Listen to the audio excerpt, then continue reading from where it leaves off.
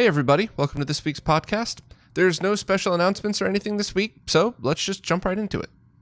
First up, Voltar just posted a video about how to change the batteries in your game cartridges, and this is something that's both handy and a really good way for beginners to start out who want to learn how to do some mods but don't want to jump into some of the more complicated stuff. So it was a very handy video in the typical Voltar style, and even though it has absolutely nothing to do with the video, it's still one of my favorite thumbnails he's ever done. So if you were looking for any of that info, especially if you were looking to just get started into modding, definitely check this one out. Next, My Life in Gaming just released part 2 in their documentary series Analogue Frontiers, and this one was concentrated on the original hardware restoration, as well as what you could expect with things going wrong and how long some of this stuff would last, and I'm really not doing it justice. I'm probably describing it as boringly as possible, but it was another really awesome documentary, and it was cool to see everybody in it again, and I'm just really looking forward to more of these. I think Mark said that they'll be coming out a little bit sooner, or on a sooner schedule than one every 6 months or something. So I'm really looking forward to seeing the rest of them. And I think he said there was many parts in all of this. I'm not sure if there was ever an official, like there's going to be 2 parts, 10 parts, whatever else. But I mean, if they're all this good, I think we'll all enjoy watching every one of them. So please enjoy it. Please share it. This is definitely the perfect example of the quality of stuff that comes from My Life in Gaming that everybody could enjoy. The Analogue Frontiers is stuff that, you know, if you're a hardcore nerd and you want to see some of the cooler stuff that we all talk about, it's in there, but it's also something that you could watch with friends that aren't super into this that might gain a new appreciation seeing it from this perspective. So anyway, awesome documentary. Can't wait for part 3. Steve from RetroTech just posted a video about recapping and testing the capacitors on a Sony BVM D24. As usual, anytime I talk about working on CRTs, I have to give the disclaimer that if you don't know what you're doing, there is a chance of death that's greater than 0, which to me means there's a chance of death, so be really, really freaking careful. The good news is, though, when you're talking about the input cards in Sony BVMs, as well as certain other monitors, as long as you unplug the power from the wall, it's perfectly safe to remove those input cards. Even there's 1 or 2 in the BVMs where you unscrew it and you pull it out halfway, and then you have to reach in and unplug a wire. That's also safe. Once again, as long as it's unplugged from the wall, then it really is easy to get this stuff out, which is very helpful for people who probably aren't comfortable working on CRTs, but might be comfortable doing a cap replacement, or would certainly be comfortable removing some cards, bubble wrapping them and sending them to a modder. This particular video was looking at specific input cards, and Steve removed all of the caps and then tested each one, and many of them were still good. And in fact, there was only a few notable ones that he's also found in other videos, or in other testing, that were bad.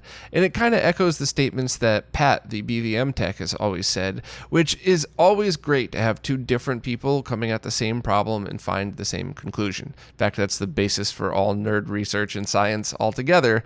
So I thought it was great that Steve took the time to do that. Also, it kind of proves that you might not need to do a shotgun recap and do every single capacitor.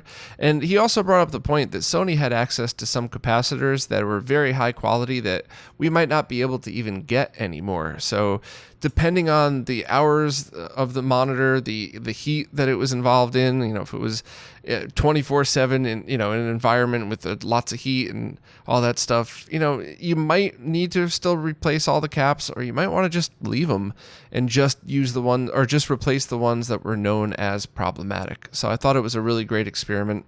Also, Steve found a different set of what he's calling the Sinister 6 capacitors that are in the D-series BVMs that he found pretty much always need changing. So if you have a D-series, definitely check out his Patreon post. Now, he made this one post public so that everybody, even if you're not a subscriber, could check it out, because it's pretty good info and something that all BVM owners should consider. I believe this is an internal board, though, so you definitely want to be careful working on it. I can't remember where inside the monitor this board lies, so there are some places that are easier to get to that you could that are, you don't have to worry about as much as certain other places where you definitely want to discharge the monitor and be safe. So I would look into that, but at the very least, now you're able to identify some capacitors that you should definitely change no matter what. And check out that post and see if you like it, because Steve does a lot of posts like this on his Patreon page. So if it's something that you feel like you'd be able to appreciate a lot of the info that's shared, maybe consider signing up. I think everybody by now has probably been bored to death hearing my perspective on Patreons, but I sign up for everyone that supports a creator that I like, and this is definitely, Steve's definitely somebody that I could vouch for. So check out the post, check out the video if you're interested in this stuff, or at the very least, at least you now have the info of, once again, it's proven that not all capacitors need to be changed in these monitors, but there are definitely some that will always need changing every couple of years or every a few thousand hours of use or whatever else. So thanks to Steve for doing all the research. Analogue just made a few announcements in regards to the second and supposedly final run of production of the NT Mini, and it caused a bit of controversy. So first, they said they're going to push the release date back from June or July to November. I assume that's going to be at least in part to the delays involving everything else that's going on in the world. But that's not really the controversial part. What is that they listed a whole bunch of features. And the first one they list is an upgraded FPGA scaler and user interface, which all support a host of features present on the Super NT and Mega SG. Now, everybody that ordered one is probably very happy about this. Oh, hey, cool, I get a faster FPGA. Maybe that means they'll release the Super Nintendo and Genesis cores on this as well. It's one of their wink, wink, nudge, nudge, totally didn't come from us jailbreaks of this. That's great, but what about the original owners of the Analogue NT Mini that spent $500 on it? I don't believe there was an announcement that all of these new features would be ported to that. Is it just, you've already given them your $500 and that's it? Because that's not unfair, but that's certainly not how most other established companies in the retro gaming scene work. I always compliment Crix on doing updates to products that are 5 or 6 years old. It would be nice to see some support given for a product that's $500. Also, they opened pre-orders on these, and now the pre-orders are closed. You can't get them anymore. You can't order these. So now they're announcing new features after you're not able to order anymore. And one of the things that's always really bothered me about Analogue and how they approach things is also, I guess, a good business tactic, in that they seem to figure out exactly how many people want to buy one of these things and make just less than that. So there's always demand. It's, they're always hard to get. They're always being scalped on eBay for 1 million times more than people pay for them.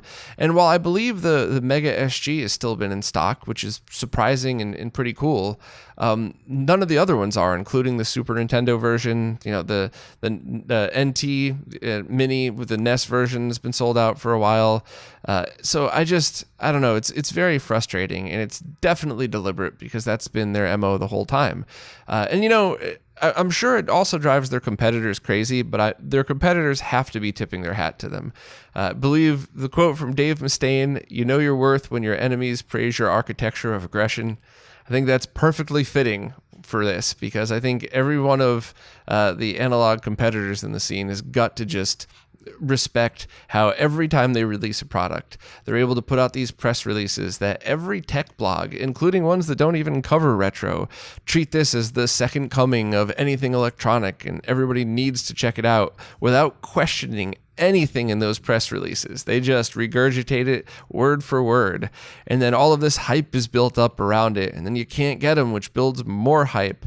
And I guess if the goal is to be a successful business in retro gaming, then they're winning 100%. But if the goal is to provide products for people who have a whole bunch of cartridges, their original controllers, and they just want an easy way to play those on their flat panel without dealing with scalers and mods and worrying about lag and all that stuff, one would argue that they're failing miserably, because their products should be readily available to everybody, and they're not. So that's an opinion. That's obviously not fact. You could look at this any way you would prefer.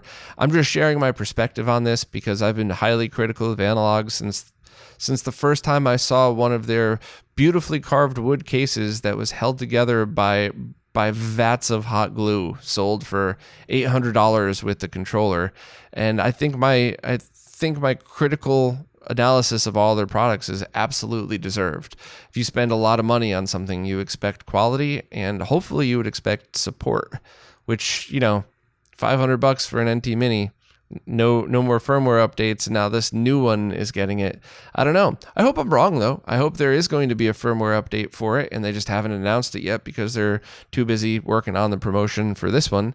That's cool too, but that's not the narrative that they're creating here. So I'll leave it up to all of you to make your own decisions. I've obviously spoken my piece on this one.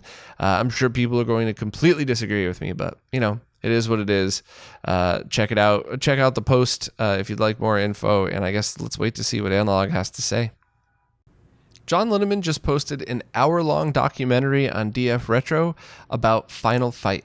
Now, I don't want to have any spoilers at all. I really enjoyed the documentary a lot, so I don't want to give anything away, but I do have a few things to add. I was really happy that John showed the work of Gabriel Pyron, who does the color hacks for Genesis and Sega CD that make the games look and feel a lot more like the arcade versions and are generally regarded as improvements in every way.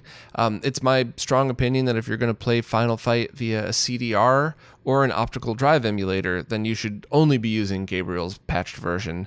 Obviously, if you enjoy playing on original CDs, then that's awesome too, and totally go for that. But if you're going to be using a backup of it anyway, you might as well use the patched one. I was also really happy to see John show the 3-player hack that was made by the fan community that I didn't even realize could be done. I talked about that a few months ago, and I believe I think that should be able to work on the Mister as well. I haven't had any time to try it. So if you know anybody that's done a video of it or anything like that, please post it. I'd love to see. I'm sure it works fine, but I'd still love to see it. And I also really enjoyed Mark from My Life in Gaming's cameo at the end to talk about the arcade 1-up version. And I really agree everything with what he said and his thoughts on it. And, I just think that those arcade 1-up cabinets are so close to being good. And I'm not even sure if the company themselves realizes what's missing from it. Years ago when they first came out, somebody said that a middleman, let's say, said that they were going to send me one to review, and then they never did. So my guess is they found out who I was and went, no, the first thing he's going to do is lag test it, and then the second thing he's going to do is point out everything that's wrong with it. So if he wants to review it, buy his own. And to be honest, I would have if I had the space. I don't have any space. I can't even put both of my arms out where I'm standing right now. So not gonna buy a cheap arcade cabinet just for that testing. But they do have the potential to be better. Also, Console Kits. Justin from Console Kits has done a bunch of videos on them and said that they've been continuously improving with each release. And while the link I posted here is for $349 for the Final Fight cabinet, if you wanted it, check deals.consolekits.com. I talked about that a while back. I think Home Arcade Deals is also a forwarding link for it, where you could punch in the name of the arcade cabinet you want, and it'll search around to see if any are on sale for you. So you would be able to get a pretty significant discount in many cases. So overall, I loved the documentary. I really agreed with everything that everybody said in it, and it was just very enjoyable. I also was incredibly impressed at the use of the phrase "porntastic ponytail" and the CDI jokes. So no spoilers. I'm going to let you find those for yourself. HiddenPalace.org just found an unreleased and thought to be lost version of Street Fighter Champion Edition for the Sega Genesis. Not this one. I'll get back to that in a minute. So apparently, when Street Fighter was released on the Super Nintendo, they had an exclusivity deal with Capcom and Nintendo, but Sega really wanted a Street Fighter game on their console because it was one of the biggest games in the world at that time. So I guess Capcom had talked to a third-party developer and got them to port the Champion Edition from the CPS-1 over to the Genesis. And it was even finished enough to be shown off at things like E3 and even to be sent to reviewers for it. But then I guess Capcom and Nintendo came up with the Street Fighter II Turbo version that had a bunch of other features, and now Sega wanted in on that as well. So they just completely scrapped the Champion Edition and got what we know of as the Special Champion Edition, which more matched what the Super Nintendo's second version of Street Fighter was getting. And it's kind of an interesting story because while I don't quite remember that from when I was a kid, I do definitely remember the game being delayed. And it turns out it wasn't just confusing to kids, and it certainly is still confusing now, but even magazines back then were confused on it, and some even published their reviews of the unreleased Champion Edition as if it was the Special Champion Edition. And there's even proof that Hidden Palace puts in their article that kind of shows that. So it was a really interesting thing to find out, and also apparently this was a ROM that had been floating around for a while that was dubbed just a hack or a bootleg or something, and people didn't really know where it came from, but it turns out it was leaked from the company that had made it. So it's a really in-depth story. I summarized it as much as I could in this post for people that just kind of want to skip to the end and then download the ROMs for themselves. But if you're into this stuff at all, which I'm always, really interested in history and especially anything game related, Hidden Palace did a great article on it. It's long, so, to take a deep breath, get comfortable, and get ready for it, but I enjoyed every word of it. And I guess Nostalgia Nerd also did a video about this a few years ago that touches up to pretty much up to the point where they found the version of it. I haven't seen the video yet, but it comes highly recommended from trusted people, so hopefully the video is good. But I definitely would recommend checking out the link and reading through the whole thing if you're interested in the full story. Just a quick update that pre-orders for the Rad2X cables are now back open. These have been selling out really quick, so I wanted to let everybody know about it. The PlayStation ones already sold out, and the Saturn ones aren't available, but the rest of them, at least at the time that I'm recording this, are still up for pre-order. So if you've been waiting on one of these, definitely jump on it now because they tend to sell out pretty quick. And also, a few people had reported that some of my links weren't working properly, so if anybody ever runs into that, I guess they said you could add it to the cart, but then it was causing issues. I really try to always make people's lives easier, and you'd think I would be able to not mess up something as easy as a link, so I don't know what the heck happened, but if anybody has trouble, please let me know, and I'll try to make sure that all of my links all across all of RetroRGB and all the videos are updated and fixed to so it's all working properly. So hopefully that was just a fluke, one or two things, and hopefully all the links are working fine, but either way, if you needed a Rad2X, now's the time to grab one. I just released a video that showed people how to use original consoles using retro gaming scalers on a VGA CRT monitor. Now, I always tell people any CRT is a great experience for classic consoles. Even if you just grab a cheap one off of Craigslist for free or $20 or something and use composite video, CRTs are great for retro gaming no matter what the signal you use. It's a very big misconception that I hate composite video. I think composite on a CRT looks awesome. Just don't plug it directly into a flat screen. However, if you're looking for a sharper signal, you can go hunt down an RGB monitor, which would be amazing, but not everybody has access to that, especially based on where you live. And even in many different regions of the United States, there are some places where you could look online and you could find some locally, and there are other large areas that there were no big TV studios, so whatever was already there is gone, and there isn't really a need or a place for any of this stuff to go, so it all disappeared. So if you want a sharper signal, you could use the methods I talked about in this video to use a VGA monitor to get a very close to RGB PVM-like experience for pretty much anything. The only thing that I used in this video that might be slightly different than yours is I used this as an excuse to buy a brand new old stock VGA monitor. And the only difference between any one that you find on the side of the road even, as long as there's no burn-in or anything like that, it should be fine. And as long as there aren't too many hours and it's dim, it should be fine. Because with this brand new one, all I had to do was turn scan lines on and then turn up the brightness a little bit, not even a lot. But if you have an older VGA monitor that's worn, that's dimmer, you might not be able to turn the brightness all the way up. So it'll be pretty dim with scan lines on. But just because it doesn't look exactly like an RGB monitor doesn't mean it's not a good experience. I showed examples of both direct 480p in and 480p with scan lines.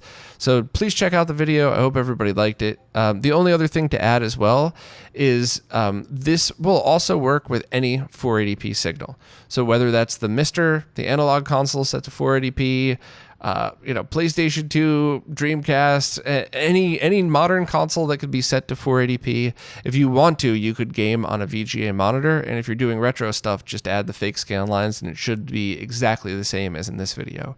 The only reason I didn't include that is because that's all for another video. So hopefully you all enjoy it, and I should have follow-up videos that involve VGA monitors within the next year, probably 2 separate videos on this. The developer behind the Super Game Boy 2 core for the FXPak and FXPak Pro has just posted another update with a ton of changes and bug fixes. It really looks like this project is becoming a lot more stable. I thought it was pretty decent before, but I put it through its paces and did some testing, and I thought it was running great. And another very cool thing is the MSU1 audio hack from QWERTYmoto is also working now. I believe QWERTYmoto is still ironing out a couple of bugs, but it is in its playable form. So check out his post on that. But I was really impressed when I saw it, and it was just really cool to be playing the new Link's Awakening soundtrack on the original game, all original Super Nintendo hardware. So if you're interested in this, please check out the post and check out the video. I made it unlisted because I don't know what YouTube's algorithm does to, minute-long videos. It didn't, those giveaway videos certainly didn't help. So I just left it unlisted, figuring if anybody wants to check it out, they could just go right through the post. But I'm just really impressed with all this stuff. I mean, now you can play the entire Super Game Boy library, which means all original Game Boy and all of the Black Cart Game Boy Color games on your Super Nintendo using only the FXPak. You don't need anything else. So awesome stuff. Thank you to everybody involved, and please check out the link if you're, or in the video too, I guess, if you want a demo of what it looks and sounds like. The Amiga emulator WinUAE has just gotten a pretty big update filled with a ton of bug fixes and additions, and they're also claiming that some of the emulation for the different chips is now cycle accurate, which is always a really impressive thing. So if you're an Amiga user and you want to jump into emulation, this really seems like a good time to try this one out. Links are below, as well as the entire list of bug fixes and changes right in Vanessa's post. A friend of mine sent me a link to a really interesting project that uses a Raspberry Pi Zero to scale old computers with only 3 milliseconds of lag added, which is pretty impressive.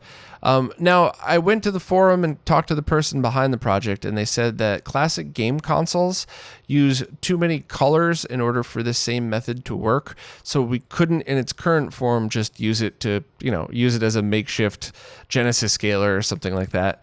And also, they hadn't tried it at all on the Raspberry Pi 4, which was disappointing because if it was possible on the 4, that means you can get 4K scaling.